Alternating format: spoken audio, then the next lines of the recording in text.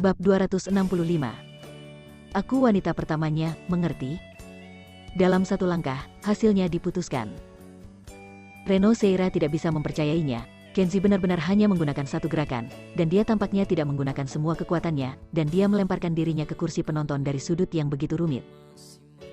Dia bertanya pada dirinya sendiri bahwa bahkan master gulat paling kuat di dunia tidak bisa membuangnya dari sudut yang rumit dengan satu gerakan. Bagaimana orang bernama Kenzie ini melakukannya?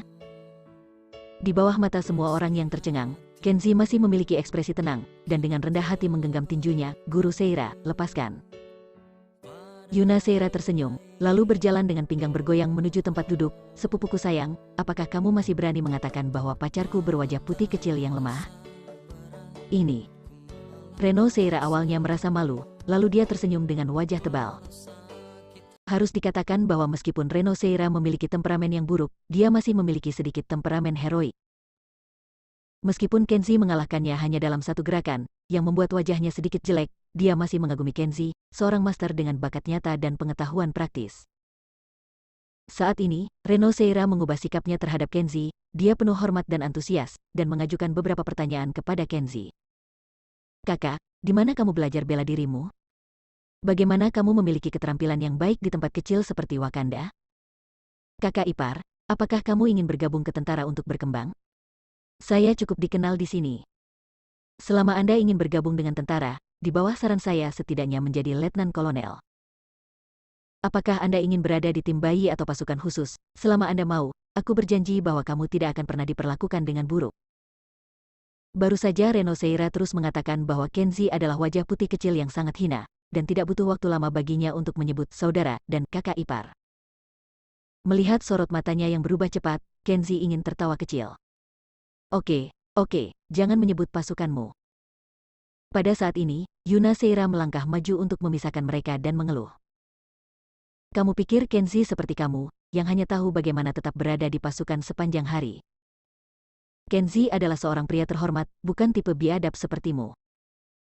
Reno Seira menggaruk bagian belakang kepalanya, sedikit cemas. Ada apa dengan pasukan?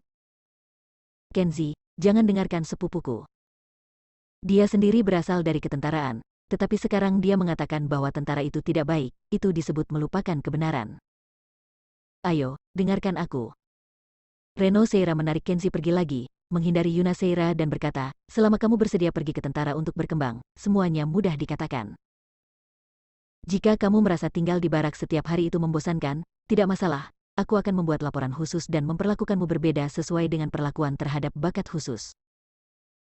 Selama Anda bersedia untuk mengambil bela diri yang baik ini dan mengajari kami sedikit, saya jamin bahwa perkembangan Anda di ketentaraan akan lancar dan mulus, dan Anda akan setidaknya seorang jenderal besar di masa depan. Matanya yang bersemangat menatap mata Kenzie yang hangat dan agak canggung. Dengan campur tangan kuat Yuna Seira, Kenzie menghabiskan banyak usaha sebelum dia menyingkirkan keterikatan Reno Seira. Meskipun Kenzie tidak direkrut, Reno Seira merasa sedikit kecewa, tetapi ketika dia ingat bahwa sepupunya telah menemukan pacar yang begitu cakap, Reno Seira tetap bahagia. Saat ini, Reno Seira memimpin sekelompok anggota tim dan mengambil inisiatif untuk mengundang Kenzie ke restoran, menyiapkan meja besar.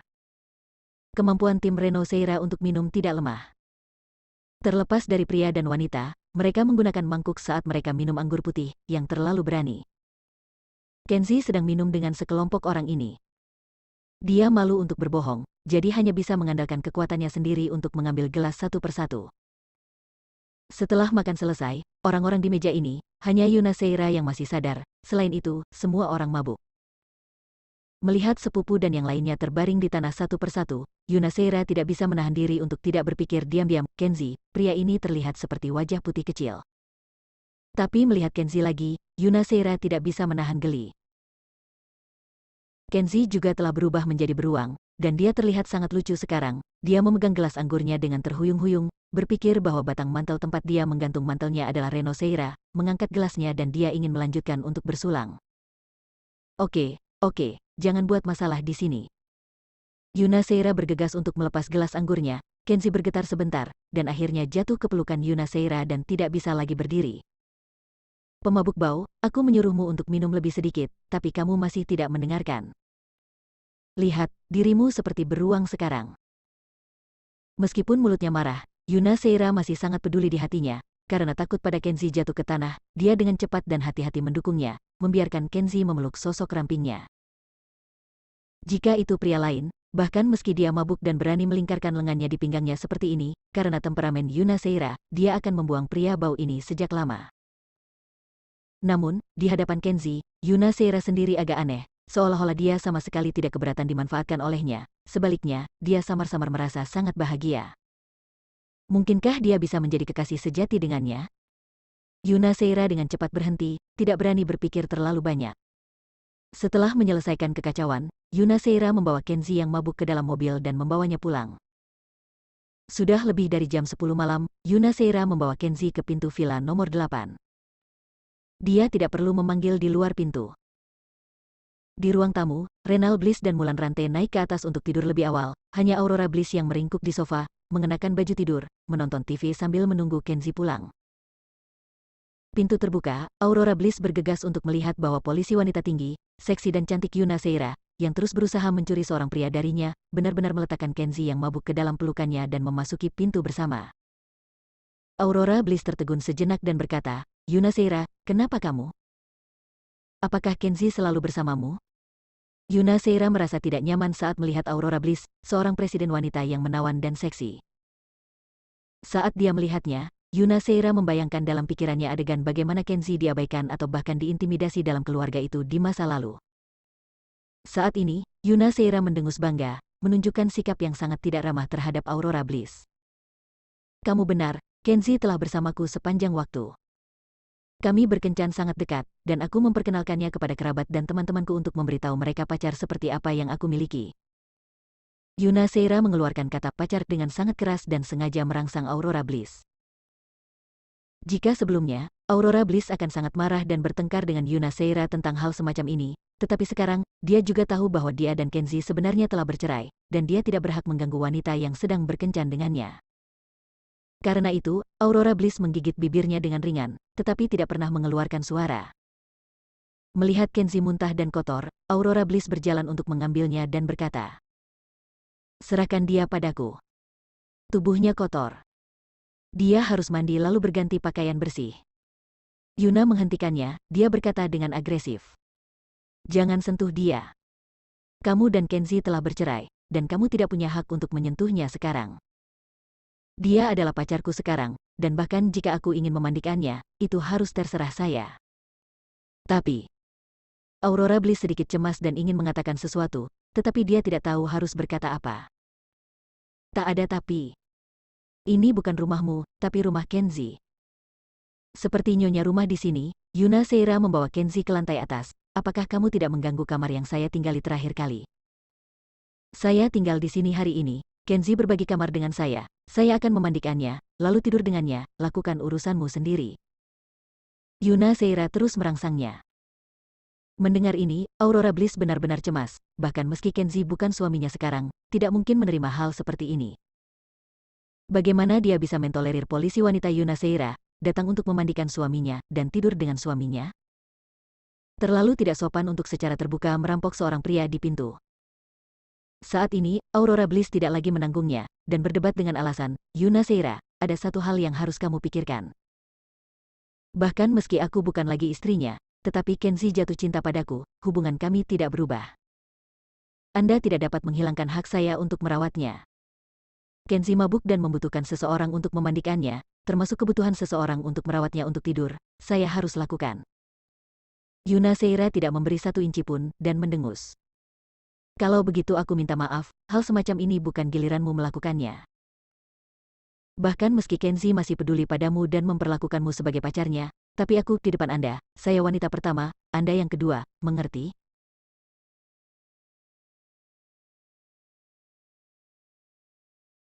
Bab 266. Baiklah, baiklah, di malam hari, berhenti berdebat. Tepat ketika Yuna Seira dan Aurora Bliss sedang berdebat, mereka terkejut dan Renal Bliss keluar dari kamar dengan pakaiannya.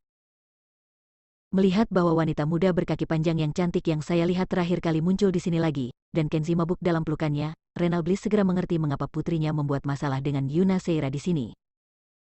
Lagi pula, ini bukan hanya masalah antara pria dan wanita, anak perempuan dan wanita berkaki panjang berjuang demi Kenzi.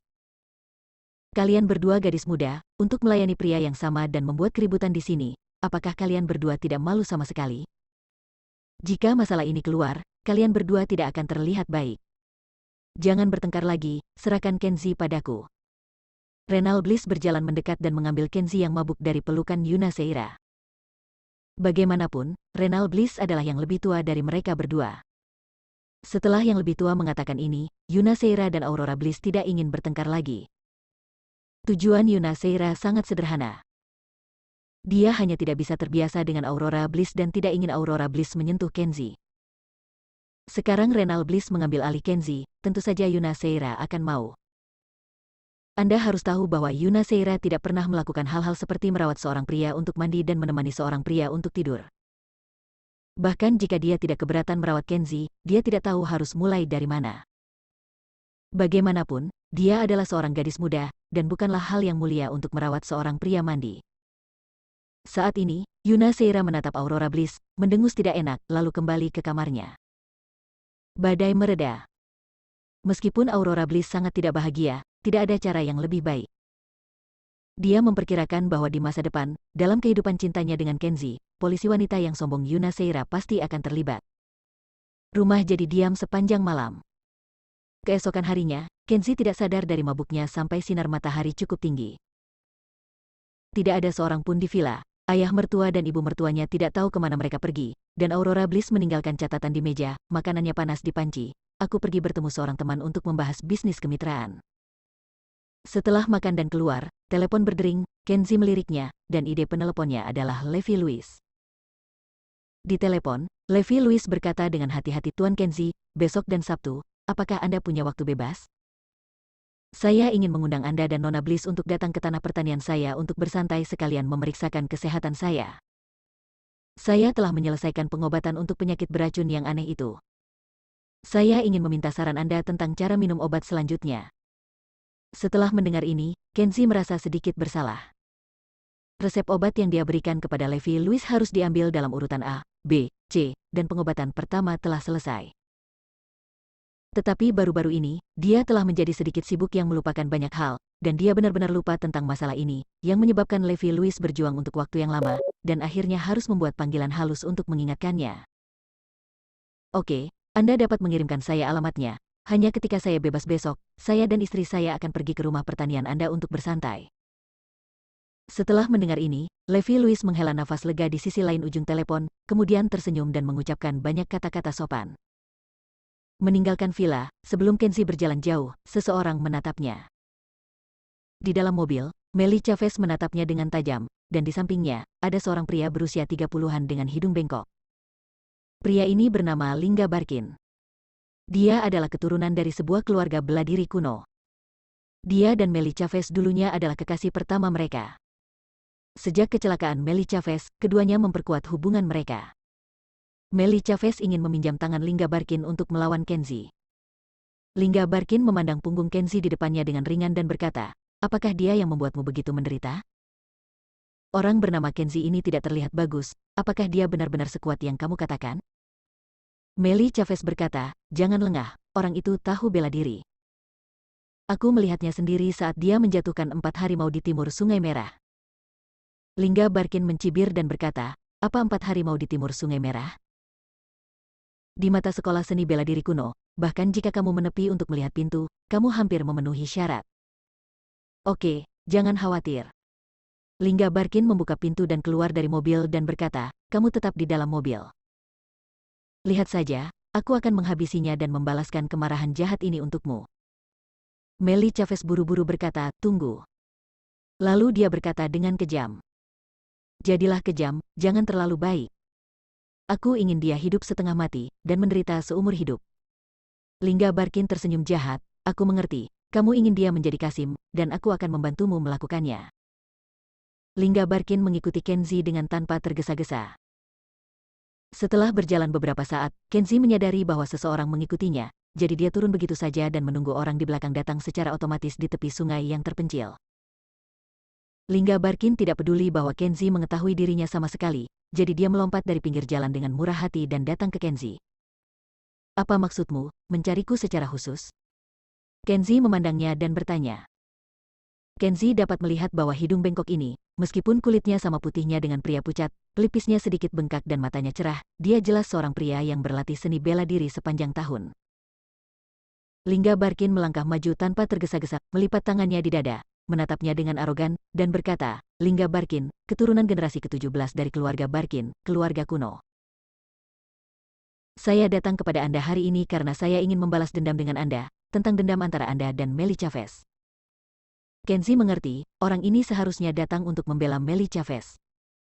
Dia berbalik untuk melihat, di atas jalan, dia melihat sebuah mobil diparkir di kejauhan. Sepertinya ada seorang wanita yang duduk di dalam mobil. Karena ingin datang kepadanya, maka wanita itu seharusnya adalah Meli Chavez yang telah mencarinya untuk membalas dendam. "Ku berikan pilihan ganda." Lingga Barkin berkata dengan tatapan main-main seolah-olah dia sedang melihat mangsa yang akan datang. "Pilihan pertama, lakukan yang terbaik untuk bertarung denganku. Tapi aku ingin mengingatkanmu, bahkan jika kamu mengerahkan kekuatanmu untuk menyusu, itu tidak akan mengubah akhir tragismu. Aku akan menggunakan teknik cakar elang untuk memecahkan telurmu dan mengubahmu menjadi Kasim." Saat dia berbicara, dia menyebar seperti sebuah demonstrasi. Sebuah kerikil terlihat di telapak tangannya, dan kemudian senyum di wajahnya tidak berubah. Telapak tangan itu perlahan berubah menjadi cakar, dan dia meraihnya dengan santai. Hanya mendengar klik. Kerikil keras berubah menjadi batu pasir kecil, perlahan-lahan turun dari sela-sela telapak jarinya. Di mobil di kejauhan, melihat pemandangan ini melalui teropong, Meli Chavez tidak lagi khawatir, dan senyum kejam secara bertahap muncul dari sudut mulutnya. Lingga Barkin memang seorang seniman bela diri kuno yang sangat kuat. Jika dia maju untuk berurusan dengan Kenzi, Kenzi pasti akan menjadi Kasim yang mati. Kenzi. Saya ingin Anda mengerti bahwa jika Anda berani menjadi musuh saya, Anda pasti mati dengan tragis.